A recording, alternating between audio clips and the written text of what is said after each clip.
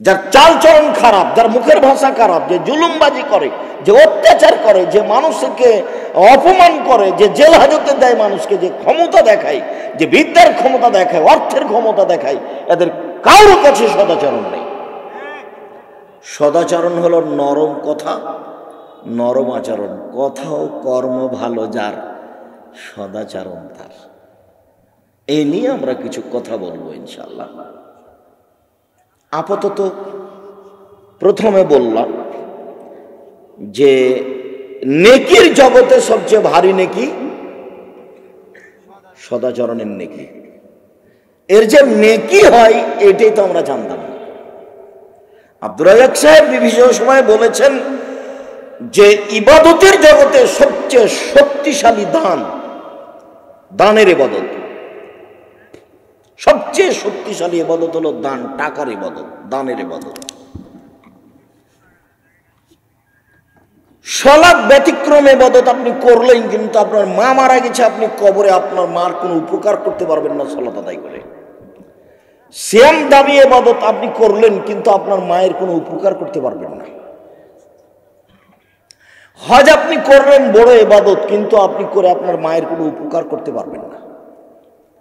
আর কোরআন মাজিদ পড়ে কবরে বক্সিয়ে দেবেন, এটা একটা প্রতারণা। বগুড়াতে শহরে হিফজখানা থেকে ছেলেরা যায়, গিয়ে বলে যে আমরা কোরআন মাজিদ একবার পড়ে দেবো। তো 15-20টা ছেলে 1 ঘন্টা পরে বড় পড়া হয়ে গেছে। ওরা এখন বাড়ির দিকে যাই, বলা বলি করে, তুই কতটুকু পড়েছিস? আমি 1 পৃষ্ঠা পড়েছি। তুই? আমি 1.5 পৃষ্ঠা পড়েছি। তুই কি করেছিস? আমি খালি মাথা ঝোঁকাচ্ছিলাম, আসলে পড়িনি। আর কোরআন মাজিদ কবরে বক্সানো যাবে না, এগুলোই এমনি কথা। আপনি পড়লেন আমার কবরে বক্সানো হবে, এরকম কথা আল্লাহ রসুল বলেন। তবে আল্লাহ রসুল বলছেন কেউ যদি মরা মানুষের নামে দান করে তাহলে তার কবরের শাস্তি বন্ধ হয়ে যাবে।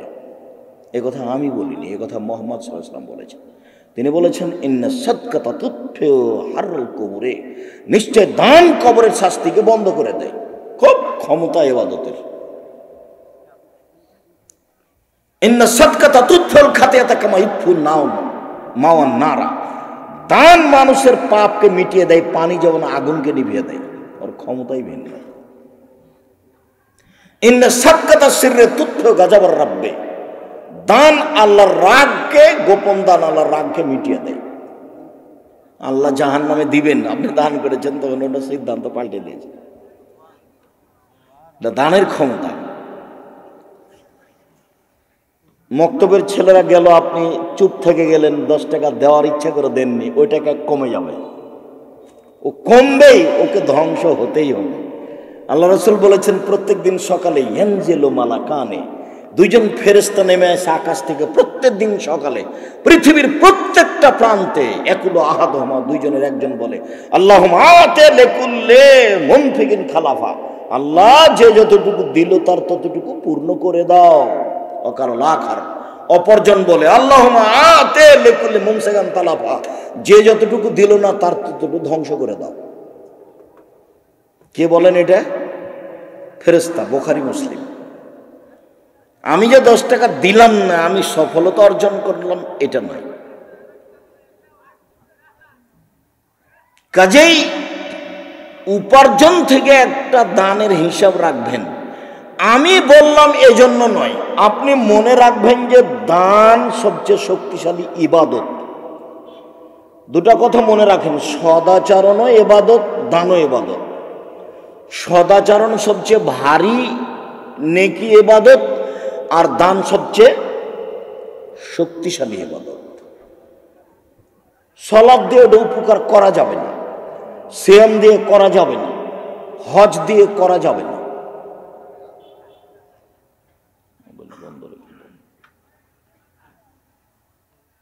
সম্মানিত দিনী ভাই বোন,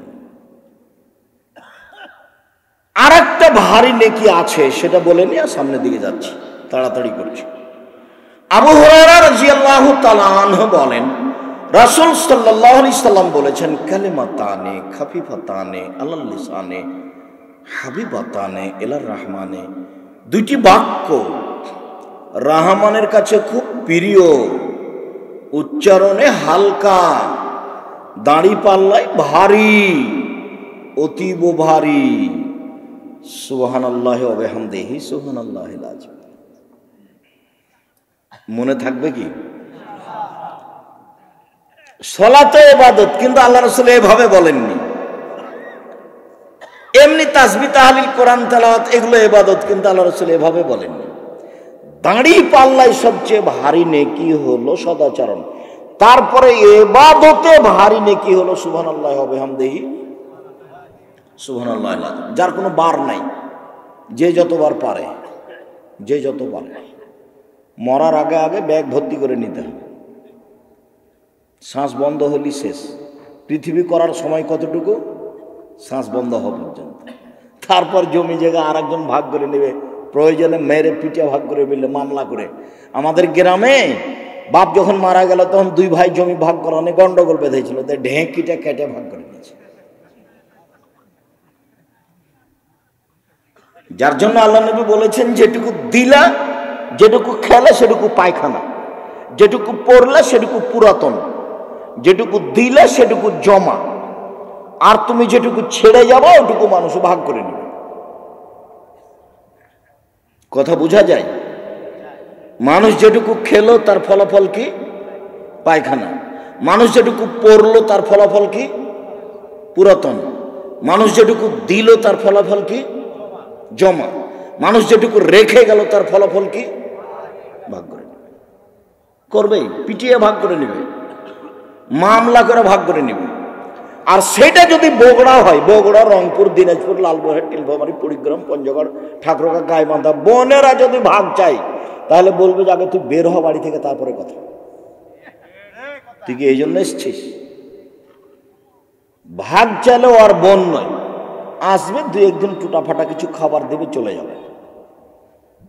অথচ আমি বলেছি যে তোমার বাপকে যদি আমি কুকুর শ্রীগালের চেয়ে খারাপ প্রমাণ করতে না পারি, তোমার দাদা মরে গেছে 15 বিঘা জমি রেখে, তোমার বাপ নিবে 10 বিঘা, তোমার ফুফু নিবে 5 বিঘা, তোমার বাপ নিবে সকালে আর তোমার ফুফু নিবে বিকালে, এইটা যদি প্রমাণ করতে পারো, আমি জাতির সামনে বক্তব্য দেব না। 2 মাস 6 মাস 15 দিন তো দূরের কথা। আর তুমি যদি আমাকে জিজ্ঞাসা করো, তাহলে আমার বাপকে মাটি দিয়ে আগে জমি ভাগ করেছি, তারপরে আমরা খেয়েছি। আমি তো জমি এক একটু টুকটাক চিনি, আমার ছোট ভাই চিনেই না। জমি কি হয়েছে, কি হয়, কে করে সেটাও জানে না, এখনো জানে না। ও বরিশাল মডেল কলেজের, সরকারি কলেজের শিক্ষক। ওই খোঁজ জমিও চিনা, খোঁজ খবরও রাখে না। আমার মাও একটু একটু পছন্দ করতেন না যে আমরা জমির খোঁজ খবর রাখি না, আমরা বললে খোঁজই রাখি না। ভাগ করার কাজ ভাগ করে দিয়েছি, ওরা জানে যে আমার ভাই আমাদেরকে এটা ভাগে দিয়েছে, এটা ভাগে দিয়েছে, এটা তারা নিয়েছে, এটা তারা জানে। সম্মানিত দিনী ভাই বোন, সদাচরণ। একদা রাসূল সাল্লাল্লাহু আলাইহি ওয়াসাল্লামকে জিজ্ঞাসা করা হলো, আল্লাহ নবী, মা খায়রু মা উতিয়াল ইনসান, মানুষকে যেটা দেওয়া হয়েছে তার সবচেয়ে ভালো কোনটা? আল্লাহ মানুষকে দিয়েছেন হাত, পা, চোখ, কান, জমি জায়গা, বাড়ি ঘর, স্ত্রী, আহাল পরিবার, অনেক কিছু আল্লাহ মানুষকে দিয়েছেন। তো সবচেয়ে যেটা ভালো আল্লাহ মানুষকে দিয়েছেন সেটা কি? তখন আল্লাহ রাসূল বললেন, আল খুলুকুল হাসান, সেটা হলো ভালো আচরণ। সবচেয়ে ভালো এটা। উত্তরে আল্লাহ রাসূল এটা বললেন। নওয়াস ইবনে সামান রাদিয়াল্লাহু তাআলা আনহু বলেন, একদা আমি আল্লাহ রাসূলকে জিজ্ঞাসা করলাম, আল্লাহর নবী, মাল বিররু ওয়াল ইসমু, একটু বলেন তো আল্লাহর নবী, নেকি কি জিনিস, পাপ কি জিনিস? নেকি কি জিনিস, পাপ কি জিনিস? এটা একটু আমাকে বলেন তো আল্লাহ রাসূল। তখন আল্লাহ রাসূল উত্তরে বলছেন, আল বিররু হুসনুল খুলুক, নেকি হলো ভালো আচরণ। হাদিস তো বুখারী মুসলিম, কই আল্লাহ নবী তো বললেন না নেকি হলো হজ, বলেননি। নেকি হলো সালাত, এ কথা বলেননি। নেকি হলো সিয়াম, রোজা, এ কথা বলেননি। অথচ সিয়াম পালন করলে নেকি হয়, হজ করলে নেকি হয়, সালাত আদায় করলে নেকি হয়। কিন্তু তিনি উত্তরে এটা বলেন না, তিনি উত্তরে কি বললেন? সদাচরণ, ভালো আচরণ। উত্তরে এটাই বললেন। আবু হুরায়রা রাদিয়াল্লাহু তাআলা আনহু বলেন, আল্লাহর নবী বলেছেন,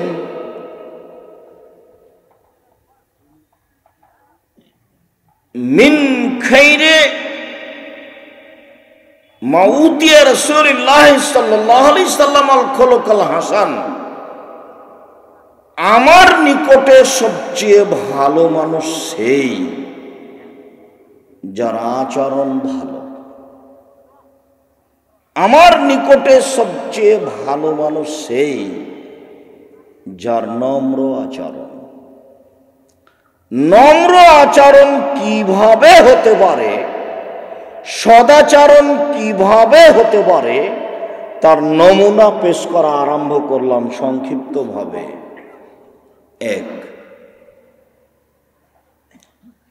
আল্লাহ তাআলা বলেন, লা তাস্তাবিল হাসানাতু ওয়াস-সাইয়্যা, পাপ আর নেকি সমান নয়। ইদফা বিল্লাতি হিয়া আহসান ফাইদাল্লাযী বাইনাকা ওয়া বাইনাহু আদাওয়া কান্নাহু ওয়ালিয়ুন হামীম। মুহাম্মদ সাল্লাল্লাহু আলাইহি সাল্লাম, আপনি মানুষের প্রতি উত্তর দেন ও যা বলেছে তার চেয়ে সুন্দর। এটা খুব কঠিন। ও আপনাকে চাঁপাইনবাবগঞ্জের ভাষাতে সালা বলে গালি দিয়েছে, আপনি এখন দুলাভাই বলেন দেখি। আপনি ওর চেয়ে ভালোটা বলবেন কি, সেটা কেমনে বলবেন? চাচা আর ভাতিজা দুই দিকে নির্বাচনে দাঁড়িয়েছে।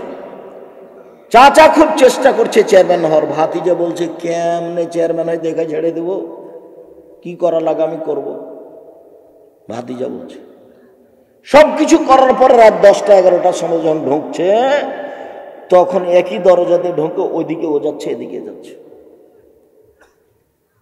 সদাচরণ বেঁচে খেয়েছে, সদাচরণ বেঁচে খেয়েছে।